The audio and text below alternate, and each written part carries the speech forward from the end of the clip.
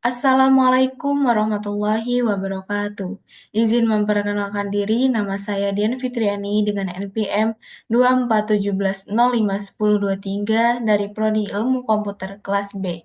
Pada video kali ini, saya akan menjelaskan materi mengenai evolusi komputer dan perkembangan mutakhir teknologi CPU.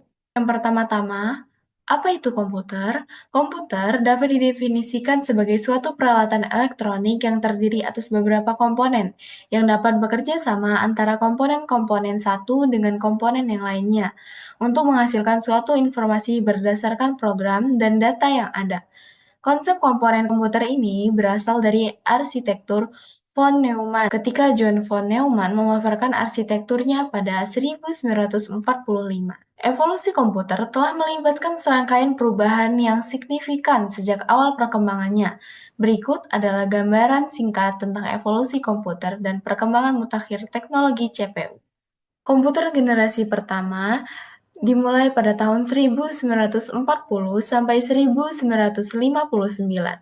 ENIAC atau Electronic Numerical Integrator and Computer adalah salah satu komputer elektronik pertama dikembangkan pada Perang Dunia Kedua oleh John W. Maury dan J. Presper Eckert di University of Pennsylvania.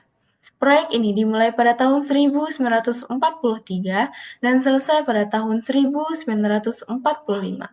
Komputer ini menggunakan 18.000 tabung vakum dan 1.500 relay, mengisi ruang sepanjang 30 meter dan mengonsumsi sekitar 140 kilowatt listrik.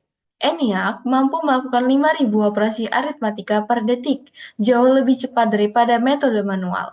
ENIAC pertama kali dioperasikan pada 10 Desember 1945 dan diumumkan ke publik pada 14 Februari 1946. Awalnya digunakan untuk perhitungan balistik bagi Angkatan Darat Amerika Serikat, namun kemudian diaplikasikan untuk berbagai perhitungan ilmiah lainnya. Keberhasilan ENIAC menunjukkan potensi besar komputer elektronik dan memicu pengembangan komputer generasi selanjutnya seperti EDVAC dan UNIVAC, membuka jalan bagi revolusi teknologi informasi modern. Komputer generasi pertama memiliki ciri-ciri. Yang pertama, program dibuat dalam bahasa mesin, menggunakan konsep storage program. Yang kedua, komponen yang digunakan adalah tabung hampa udara. Yang ketiga, ukuran fisiknya besar sehingga membutuhkan daya listrik yang besar. Yang keempat, dapat disimpan di magnetic tape dan magnetic disk. Komputer generasi kedua berkembang antara tahun 1956 sampai dengan 1963, ditandai dengan penggunaan transistor sebagai komponen utama pengganti tabung vakum. Transistor memiliki ukuran yang lebih kecil dan berbahan semikonduktor. Hal ini membuat komputer menjadi lebih kecil, lebih cepat, lebih murah, lebih hemat energi, dan lebih andal. Memori inti magnetik digunakan sebagai penyimpanan utama dan bahasa pemrograman tingkat tinggi seperti COBOL dan Fortran mulai diperkenalkan. Beberapa contoh komputer generasi kedua yang terkenal adalah IBM 1401 dan IBM 7090.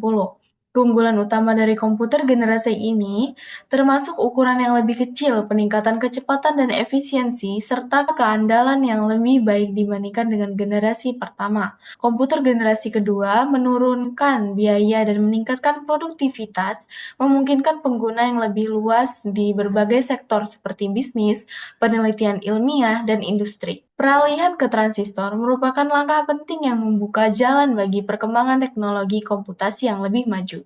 Adapun ciri-ciri komputer generasi kedua, yaitu yang pertama adalah kapasitas memori utama cukup besar. Komponen yang digunakan adalah transistor yang jauh lebih kecil dibandingkan tabung hampa udara. Yang ketiga menggunakan magnetic tape dan magnetic disk yang berbentuk removable disk. Selanjutnya, mempunyai kemampuan proses real-time dan time sharing, proses operasinya lebih cepat, dan yang terakhir orientasinya pada aplikasi bisnis dan teknik. Oke, selanjutnya komputer generasi ketiga yang berkembang pada tahun 1964 sampai 1971, ditandai oleh penggunaan sirkuit terpadu atau integrated circuit, atau juga yang bisa disingkat dengan IC. Apa sih integrated circuit? Integrated circuit adalah komponen elektronik kecil yang menggabungkan beberapa elemen seperti transistor dan resistor dalam satu chip.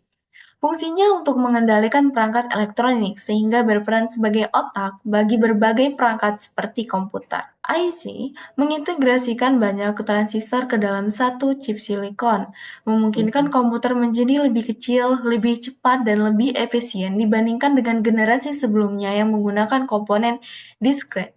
Penggunaan IC membawa peningkatan signifikan dalam kecepatan pemrosesan dan kapasitas penyimpanan, serta kemampuan multitasking yang lebih baik. Contoh terkenal dari komputer generasi ketiga adalah IBM System 360 yang digunakan secara luas dalam berbagai bidang bisnis dan ilmiah, serta PDP-8 dari Digital Equipment Corporation yang populer di laboratorium dan universitas. Dengan sirkuit terpadu, komputer generasi ketiga menjadi lebih terjangkau dan lebih andal, membuka akses yang lebih luas bagi bisnis kecil dan instruksi pendidikan.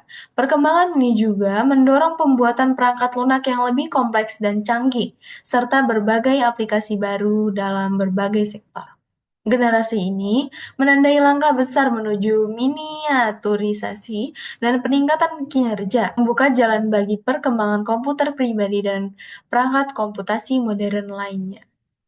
Adapun ciri-ciri komputer generasi ketiga, yang pertama adalah komponen yang dipakai adalah IC atau integrated circuit yang terdiri atas ratusan atau ribuan transistor berbentuk hybrid integrated circuit dan monolithic integrated circuit. Yang kedua, proses operasinya jauh lebih cepat dan lebih tepat. Kapasitas memori komputer jauh lebih besar. Ukuran fisik jauh lebih kecil sehingga penggunaan listrik lebih hemat. Menggunakan magnetic disk yang sifatnya random access dapat melakukan multi-processing dan multi-programming. Yang terakhir adalah alat input-output mengalami pengembangan dengan menggunakan visual display terminal, dapat melakukan komunikasi data dari satu komputer dengan komputer lainnya. Selanjutnya, komputer generasi keempat dimulai pada tahun 1971 sampai sekarang dengan pengenalan mikroprosesor. Apa sih mikroprosesor? Mikroprosesor adalah sebuah chip atau sirkuit terpadu yang berfungsi sebagai unit pemrosesan pusat atau CPU dari sebuah komputer atau perangkat elektronik. Mikroprosesor menerima dan memproses data dari perangkat input, menjalankan instruksi dari program, dan memberikan output yang sesuai. Mikroprosesor memungkinkan pembuatan komputer yang lebih kecil, lebih murah, dan lebih kuat. Komputer pribadi mulai populer dengan peluncuran Apple II dan IBM 370. Perangkat lunak seperti Windows juga berkembang. Era ini juga ditandai dengan pertumbuhan internet dan jaringan komputer. Keunggulan generasi ini termasuk ukuran yang lebih kecil, biaya yang lebih rendah, dan kemampuan untuk menjalankan aplikasi yang lebih kompleks. Generasi keempat, komputer membawa komputasi ke dalam kehidupan sehari-hari dan menjadi dasar bagi perkembangan teknologi modern seperti smartphone dan perangkat pintar lainnya. Contoh imajinatif komputer generasi kelima adalah komputer fiksi HAL 9000 di novel karya Arthur C. Clarke berjudul 2001 Space Odyssey. HAL menampilkan seluruh fungsi yang diinginkan dari sebuah komputer generasi kelima dengan kecerdasan buatan atau yang sering kita sebut dengan AI. HAL menampilkan seluruh fungsi yang diinginkan dari sebuah komputer generasi kelima dengan kecerdasan buatan. HAL cukup memiliki nalar untuk melakukan percakapan dengan manusia, menggunakan masukan visual dan belajar dari pengalamannya sendiri. Banyak film dan novel yang menggambarkan bagaimana teknologi komputer di masa depan, yang intinya komputer diposisikan seperti teman atau sahabat manusia yang memiliki kecerdasan laksana manusia. Kecerdasan buatan atau AI ini sudah dapat kita lihat misalnya pada teknologi robot. Perangkat lunak yang mengenal suara, dapat mengetik dengan suara, atau membuka komputer dengan sidik jari merupakan beberapa contoh cikal bakal komputer generasi masa depan. Adapun ciri-ciri komputer generasi kelima, yang pertama adalah komponen yang dipakai adalah VLSI atau Very Large Scale Integration. Kemudian kemampuan komputer dikembangkan untuk memecahkan masalah sendiri dengan bantuan AI. AI dapat diterapkan untuk mengoperasikan robot. AI dapat diterapkan untuk mengoperasikan robot.